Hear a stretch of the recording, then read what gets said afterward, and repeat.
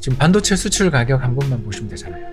그렇죠. 팍 떨어지고 계속 있잖아요. 떨어지고. 네. 세계 글로벌 교역에서 가장 중요한 고리 중에 하나인 한국 수출이라는 카나리아가 지금 이제 숨이 막혀 죽어가고 있는 중인 거죠.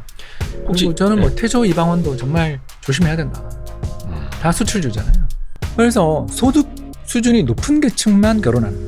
그래서 결혼이 뭐가 됐냐 하면 일종의 챔피언 트로피처럼 됐어요.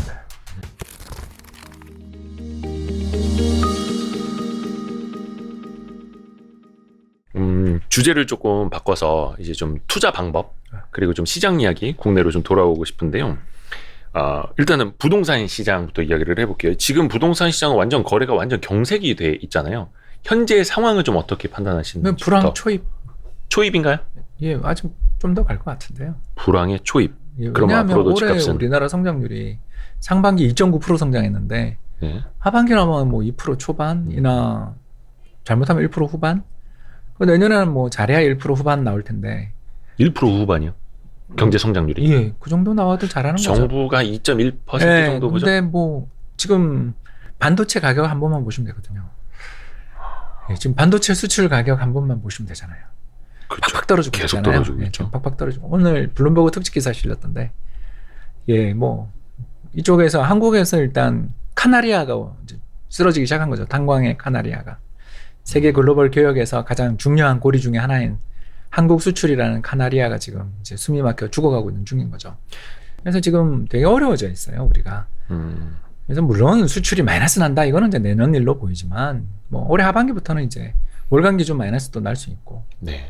그러면 우리나라 수출 마이너스 나는데 기업들이 투자를 한다 그러지만 미국 가서 하는 거고, 국내 투자는 별로 없을 거고. 그러면 임금이 오르겠어요? 고용이 늘겠어요? 뭐 늘더라도 일부겠죠. 자, 그럼 어떻게 됩니까? 집값을 지지할 수 있습니까? 그러니까 우리가 한 해 평균 소득이 5천만 원이에요. 이거보다 안 되지만, 그러면 PIR 10배 하면, 그죠? 소득 10년 동안 모아야 보통 10배니까. 네. 우리보다 뭐 비싼 나라도 많지만 일단 임금밀도 높은 나라는 PIR이 높아요. 네. 기본적으로 한 우리가 10배에서 15배 정도라고 생각하면 한 5억에서 7억 5천 정도 아파트 가격이 적정이라고요. 그러니까 우리 전국 중간값 기준. 근데 네. 내년에 물가가 뭐 많이 올라서 네. 10% 오르다면 5,500 될 거 아니에요. 네. 근데 임금이 그렇게 못 오른다면 이렇게 되는 거죠 벌써. 네. 제가 뭔 말하는지 아시겠죠? 네. 그러니까 올해처럼 우리나라의 근로자들의 임금이 팍팍 오를 수 있냐 이거죠. 삼성전자나 SK하이닉스나 현대차 임단협 나온 거 임금 상승률 보면 다 한 10% 가까운데 올해까지. 올해는. 네. 근데 내년에는 뭐 거의 동결 가능성이 있잖아요. 네. 지금 공무원들처럼. 그렇죠. 그러면 소득이 안 느는데 고용도 안 느는데, 그죠? 소득이라는 건 결국 고용 곱하기 임금인데. 네. 고용도 안 늘고 임금도 안 느는데, 그러니까 P가 그대로 있다 쳐도 I가 못 늘거나 내려가거나 하게 되면 P는 되게 위험한데, 지금 우리나라 PIR이 되게 높잖아요. 네. 뭐 20몇 배라는 분도 계시고. P는 프라이스, I는 인컴. 인컴. 네. 그래서 주택 가격 대비 소득 대비 주택 가격 배율이 한 20배 넘은 지역들도 꽤 있단 말이에요. 서울은 그 정도 되고. 예. 그러면 뭐 둘 중에 하나밖에 없잖아요. P가 조정을 받는 가능성이 생기는 거지. I가 못 올라가는데. 그거를 올해부터 지금 저는 시작이라고 보거든요. 그러면 내년 정도까지는 좀 어렵지 않겠냐, 그렇게 보는 거고요. 거기다 금리가 이번에 이창용 국장님, 아니다, 한 총재님께서 뭐 미국이 금리 인하하기 전에 우리는 인하하기 어렵다, 이런 이야기를 해버렸잖아요. 네. 이번에 이번에 잭슨홀 가셔서. 그러면 제가 아까 이야기하면서 한 1년은 금리 인하 없을 것 같아요 라고 이야기했는데 그럼 내년 상반기까지는 금리 인하 없는 거잖아요. 그렇죠. 경제 성장률은 나빠지고 금리는 막 올라가요. 근데 집값이 P가 유지될 수 있는가? 조금 조정을 받아야 되는 거 아니냐. 올해도 이미 많은 조정이라고 저는 보는데 그래도 내년까지는 가지 않겠냐, 그렇게 보여지는 거죠. 참고로 저희가 9월 1일에 촬영을 하고 있는데 8월 무역 수지 나왔는데 역시 적자 나왔고, 아니 뭐 무역 수지는 14년 만에 5개월 연속 적자가 나왔고, 이게 요 이제 말씀을 드린 게 뭐냐면, 하여튼간 대외적인 환경이 안 좋아져서 대내적으로도 영향을 받을 수밖에 없는 건데, 이제 그렇게 반론하시는 분들 계세요. 그러면 2년 전에는 코로나 팬데믹 때는 뭐 소득이 늘고 경기가 좋아서 집값이 올랐느냐, 또 PIR이라는 건 10년 전에도 10몇 배였고 지금도 그렇고 항상 고평가였다. 그래서 앞으로도 조정을 받더라도 많이 받지는 못할 것이다라고 말씀하시는 분들 계시거든요. 역사적 평균보다 한 50% 비싸요. 서울 기준. 역사적 평균보다는. 네. 그러니까 2003년 이후 평균보다. 최근 3, 4년간 많이 오르면서. 네.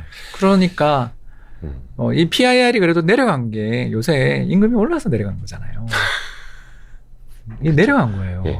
이것도 작년 분수니까. 예, 작년 하반기에 비하면 내려간 건데 네.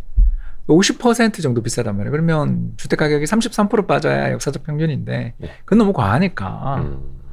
피가 그렇게 빠지는 것보다는 I가 올라오는 게 최고죠. 인컴이 올라오는 게 최고인데 인컴이 인플레가 있고 뭐 그러기 때문에 올라가긴 할 거다. 근데 네.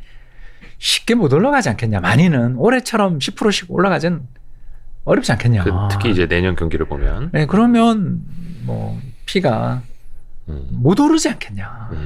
그럼 못 오르면 실질 가격은 빠지는 거니까. 네. 그럼 불황이죠. 명목 가격은 그대로 있어도 인플레가 났는데 빠진 거죠. 내년까지는 그렇게 본다. 약간 그러면 이제 실수요자들이나 주택을 어떻게 해야 되는지 고민하는 사람들 입장에서 보면 즐기셔야죠. 뭘 즐겨요? 가격의 하락을. 그 무주택자면. 예, 그렇죠. 가격의 하락을 즐기면 되죠. 그죠. 무주택자면 지금 뭐 급할 거 없죠. 그죠. 매수자 우위 시장이 이제 확실히 됐으니까. 다주택자나. 다주택자 입장에서는 선택지가 많죠. 일단 제일 편한 게 금매로 판다. 네. 두 번째, 금매가 싫으면 증여한다. 예. 세 번째는 정부가 또 다주택자들 관해서 양도세나 이런 것도 한시죠. 완화해주고 뭐 예. 세금도 앞으로 종부세도 인하해준다니까 네. 버틴다. 네. 네 번째는 뭐 이런 걸 차라리 기회로 해서 내가 들고 있는 부동산들은 코어를 안 빠지고 그렇다면 저가 매수한다. 이거 하나 팔아서 똘똘한 한 채 팔아서 저가 매수를 한다. 뭐 다양한 선택지가 있겠죠. 1주택자는 어떻게 될까요? 1주택자 같은 경우는 첫 번째, 지금 집값이 좀 많이 빠졌어요. 이렇게 묻고 싶어요. 많이 빠졌어요. 그러면 잘못된 선택을 과거에 했던 거죠. 네. 무슨 말이냐면 당신이 산 건 미래 전망이 없는 주택을 산 거예요. 네. 그러니 버티고 네. 다음번 시장이 바닥을 칠 때까지 열심히 저축해서 버텨서 상급지로 갈 수 있도록. 그때 되면 어차피 시장이 패닉에 빠질 때는 상급지도 결국 마지막 순간에 빠지거든요. 그때 지금 집도 빠졌지만 상급지는 더 빠졌다라는 걸 각오하고. 그렇죠. 누구나 바람은 그러거든요. 아니 근데 저도 경기도에 사는데 처음에 경기도 집값보다 강남 집값이 더 많이 빠졌으면 좋겠어요. 뭐 근데 그러진 않잖아요, 현실적으로. 경기도도 어디 사느냐에 달려 있는 거고요. 네. 일단 다시 이야기하자면 저는 현재 1주택자 입장에서 볼 때 저축해라가 답인 거죠. 열심히 일하고. 그래서 제가 생각엔 이제 세 가지 정도 징후를 보통 많이 말씀드리는데 첫 번째는 아직도 1, 2년 사이는 안 나올 것 같은데 아까 이야기했던 PIR 역사적 평균 정도 되면 사라가 맞고요. 두 번째 저희들이 추천드리는 것은 금리 인하해 줄 때 사라. 그때가 정말 집 사기 좋다. 정부가 규제도 완화해 주고 다 할 거다. 세 번째, 지금 이제 미분양이 늘어나기 시작하는데 다시 미분양이 줄어들기 시작하고 경매 낙찰가율이 조금씩 오르기 시작할 때 사라. 근데 지금은 아직 셋 다 네거티브한 방향이에요. 근데 이게 한 1년 가면 그 중에 이제 한둘은 파지티브한 쪽으로 돌아설 때 그때 능력자들이 이제 또 시장에서 승자가 되는 지역을 사겠죠. 그걸 빠르게 캐치하겠죠. 일단 지금은 경매 시장을 저는 보는데 경매 시장 낙찰가율 뚝뚝 떨어지는 거 보면 아직 조금 더 갈 것 같다라는 그게 선행지표니까. 맞습니다. 연초부터 뚝뚝 떨어졌거든요. 작년 8월인가 9월이 고점이었고요. 근데 또 그 경매나 이쪽 하시는 분들 보면은 내년에 진짜 경매 물량 많이 나올 것 같아요. 왜 그러냐면 이제 갭 투자하신 분들이 쏟아지는 거. 갭 투자하신 분들이 이제 전세를 못 구하면 그쵸. 이게 이제 바로 문제가 되거든요. 이게 참 연쇄적인 문제이긴 한데, 근데 이제 집값이 더 이상은 못 오를 것 같고 만약에 떨어진다라면 이제 말씀하신 것처럼 열심히 일하고 저축을 해서 그 다음번 기회를 상급지로. 노리면 되고, 또 많은 분들이 그 사이에 주식 투자를 열심히 해서 돈을 모아야지 네. 생각하시는데. 네. 주식은 뭐 좋은 기회죠. 아, 그런가요? 그럼요. 오. 주식의 바닥을 잡겠다라는 무망한 시도를 벌인다면 무릎에서 사야 돼요. 물론 학다리 정도 되면 큰일 나지만 아무튼 무릎에서 사야 되는데 저는 무릎은 되지 않는가. 예. 학다리는 아니지 않냐. 우리나라 숏다리 아니냐. 허리가 되게 길다 우린. 롱 허리기 때문에 네네네. 괜찮다. 이 정도 레벨 PBR 0.9배도 안 되는 데서 사서 뭐 1년 버티면 우리나라 기업들 이익이 BPS가 지난 25년 연평균 한 9%씩 늘거든요. 네. BPS가 그만큼 배당 안 한다는 소리예요. 그거 좋은 거 아니에요? 그건 좋은 거 아니에요? 그렇죠. 쌓아둔다. 그래서 연평균은 9% 정도씩 배당이 죄송합니다. BPS가 늘거든요. 네. 그럼 내년 이맘때는 0.8배 초반이잖아요. 그러니까 주가가 BPS가 는다라는 건 주당 순 자산이 계속 쌓이고 있다는 뜻이죠. 예, 외환위기 때가 0.67배, 예. 2008년 글로벌 금융위기가 0.8배, 그리고 2020년 코로나 팬데믹 때가 0.73배인가? 그랬습니다. 일시적으로. 예, 일시적으로. 그러니까 저점 기준. 네. 그러니까 여기서 10%도 빠지면 내년 이맘때 0.7배대예요. 살만하지 않아요? 견딜 수 있는 정도다. 예, 그럼 뭘 살 거냐? 수출주 사야죠. 피를 흘리는 수출주를 사라. 그러니까 1년 정도 이 환율 유지됐는데도 이익을 못 낸다. 경쟁력이 없는 회사죠. 아니면 대주주가 터널을 빼서 파서 빼먹고 있던지. 왜? 환율이 작년 이맘때보다 200원이 높아요. 네. 근데도 돈을 못 번다. 여러분, 영업이익률 우리나라 전체 상장돼 있는 기업뿐만 아니라 전체 한국경제 총 OP 마진, 매출액 대비 영업이익률이 우리나라가 4에서 한 7% 사이를 왔다 갔다 하거든요. 호황이 7%, 불황이 4%예요. 그게 한 50년째 그러고 있습니다. 근데 환율 200원 올랐어요. 그러면 1달러 팔면 옛날에 1,100원 들어오는 게 지금 1,300원 들어오고 1,350원 들어오면 갑자기 매출이 20% 는 거예요. 뜬금없이. 네. 근데 물론 단가도 올랐겠죠. 그리고 바이어들이 깎아달라 그러겠지만 그 정도를 생각해 보더라도 이 환율이 왔는데도 이익을 못 낸다. 그래서 피를 흘리는 수출주를 사자. 근데 피를 흘리는 수출주. 뭐 삼성전자라고 그냥 이야기한 네, 거죠. 떠오르는 게 이제 반도체. 네, 반도체가 아마 한 6개월은 정말 피를 많이 흘릴 텐데 그때 사야죠. 과다출혈로 혹시 네, 그러니까 분산해서 삽시다. 어디가 망할지 모르니까. 혹시 그리고 저는 뭐 네. 태조 이방원도 정말 조심해야 된다. 다 수출주잖아요. 그죠. 태양광, 조선, 2차 전지, 방산, 원전. 네, 다 수출주를 보고 하는 거지. 우리 내수시장 보고 사는 사람 하나도 없을걸요? 근데 태조 이방원은 현재 좋거나 전망이 좋거나 그러니까 내년에 어떻게 성장하는 될 거냐고요. 산업이거나. 예, 전망이 내년에 좋냐고요. 유럽이 망하는데 정말 태양광 투자 그렇게 열심히 할까요? 근데 친환경 투자는 계속 할 수밖에 없다. 또 그러잖아. 에너지 자립도라든지. 글쎄요. 정권 다 바뀌고 난 다음에 봅시다. 아, 아니 정부가 유지되겠어요? 연정이 다 붕괴될 것 같은데요? 유럽 쪽에 특히. 지금 뭐 영국만 봐도 그렇고 예. 상대적으로 살만하다는 영국도 저러고 있고 잠깐 프랑스조차도 이번에 간발의 차이였어요. 네. 근데 살만한 나라도 이런 정도인데 과연 어떻게 될 것인가. 아무튼 간에 저는 앞으로 세계 경제는 주변부가 좋다. 직접 코아들은 좀 어렵다라고 보는 거고요. 예. 저는 또 한국의 미래를 아주 긍정적으로 보고 있습니다. 이제 뭐 혹시나 반론이 있으실 것 같다고 제가 대신 한번 좀 미리 여쭤보면은 아니 뭐 태조 이방원도 안 좋아서 수출이 안 좋아질 거면 반도체 수출은 더 안 좋아질 거 아니냐 또 이렇게 되물을 수도 있거든요. 그래서 밸류에이션 보자는 거죠. 그렇죠. 불황에는 밸류에이션이 모든 거예요. 락바텀이 있는 회사와 그렇지 않은 회사의 차이가 하늘과 땅 차이죠. 다 망하더라도 이 회사는 그래도 이익 난다. 예. 그런 회사들은 락바텀이 있는 회사잖아요. 네네네. 해자가 있다고 볼 수 있죠. 네. 근데 과연 몇 개 있냐? 그건 묻는 거죠, 제가. 이 아까 테마가 나쁘다는 게 아니라. 근데 우리나라가 유행에 민감하잖아요, 항상. 네, 그래서 시장이 아직 바닥이 아닌 것 같다. 한 번 더 고생을 할 것 같다 그러는데 벌써 고생하고 있어서 마음이 아픕니다.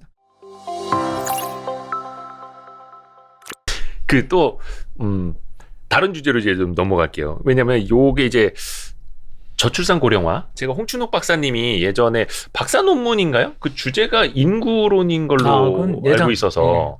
그래서 다른 분들보다 요 문제는 특히 또 이제 최근에 2분기 기준으로 합계 출산율이 0.75까지 떨어졌잖아요. 네, 이거 맞습니다. 1.75 아닙니다, 여러분. 0.75입니다. 이거 거의 스키 슬로프 정도의 가파르기로 내려오고 있잖아요. 상급자 코스. 상급자 코스. 더 가파른 거. 그래서 이거는 진짜 홍춘욱 박사님 꼭 여쭤봐야 되겠다. 이거 했는데 일단은 이거 진단부터 가야 될까요? 왜 이렇게 됐는지. 코로나 충격이 일단 컸고요. 코로나 충격. 예, 결혼을 안 했죠. 그- 결혼식장에 사람을 모을 수가 없었죠. 네. 그리고 사람들 만나는 걸, 청춘 남녀 만나는 걸 막았잖아요. 하기서 사회적 거리두기 하면서. 그때 결혼을 많이 했어야 지금 애를 낳는 건데 그때 그렇죠. 결혼을 못 결혼이 했으니 일단 확 줄었고요. 두 번째가 또 아시는 것처럼 이번에 조코비치가 US 오픈 참가하는데요. 테니스 스타 조코비치가 세계 랭킹 1위잖아요. 그 뭐 코로나 검사 이런 예, 거. 그래서 그걸 싫어해서 그렇대요. 예. 이런 거를 믿는 분들이 되게 많거든요.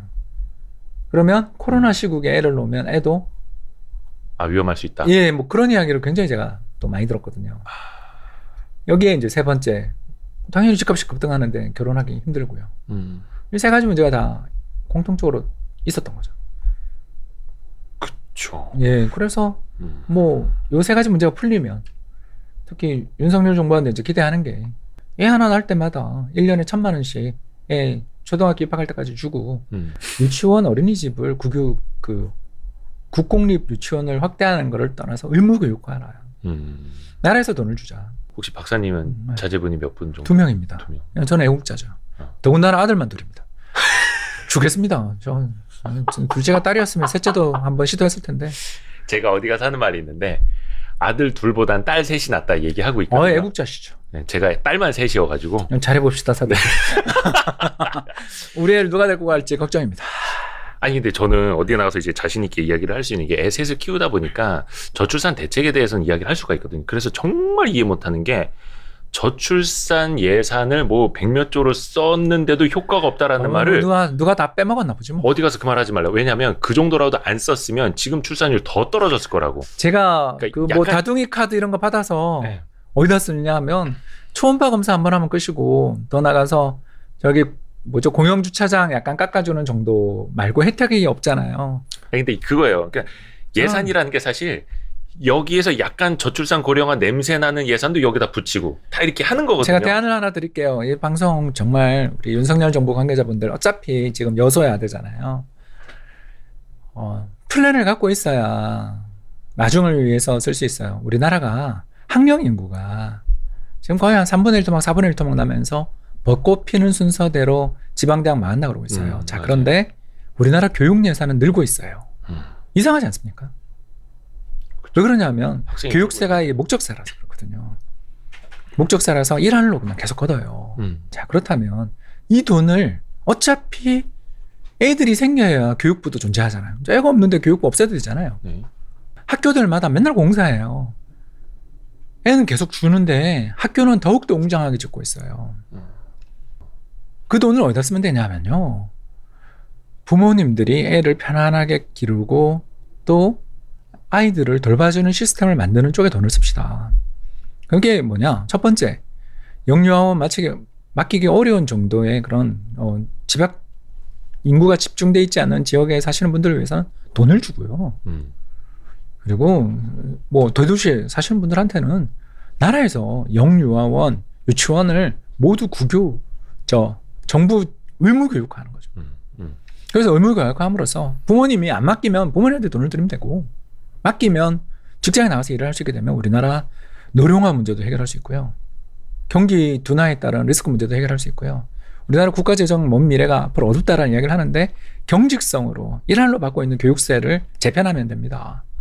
굳이 증세 안 해도 돼요. 지금 당장.